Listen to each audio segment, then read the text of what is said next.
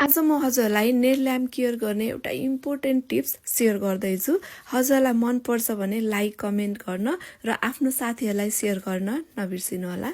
Nail practice गर्दा वा हामीले क्लाइन्टहरूलाई नै गर्दाखेरि पनि युभी ल्याम्पमा केयर गर्ने टाइममा जेल अथवा पलिस पेस्टको टपकोटहरू बगेर नेल ल्याम्पमा फोहोर हुन्छ र यसले हाम्रो सेन्सर बल्ब र हाम्रो बेसलाई ड्यामेज गर्न सक्छ। हामीले हामीसँग इजिली अवेलेबल हुने फोइल पेपर युज गरेर हामीले युभी ल्याम्पलाई सफा राख्न सक्छौँ।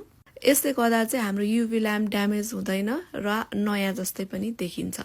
यसको लागि हजुरले ल्याम्पको साइज अनुसारको फोइल पेपरको टुक्रा लिनुपर्छ र त्यसलाई ल्याम्पको बटम पार्टमा नदोब्रिने गरी राख्नुपर्छ र एक्सेसलाई चाहिँ ल्याम्पको पछाडिपट्टि दोबारिदिने। अनि याद गर्नुपर्ने कुरा, यसरी फोइल पेपर राख्दाखेरि ल्याम्पको बल्ब र सेन्सरलाई चाहिँ ब्लक गर्नु हुँदैन। अनि टाइममा हामीले फोइल पेपर चेन्ज गरिरहनुपर्छ।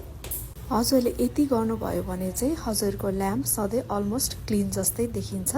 गुड नेल आर्टिस्ट भनेको राम्रो नेल आर्ट गर्नु मात्रै होइन, टुल्सको गुड केयर गर्नु पनि हो।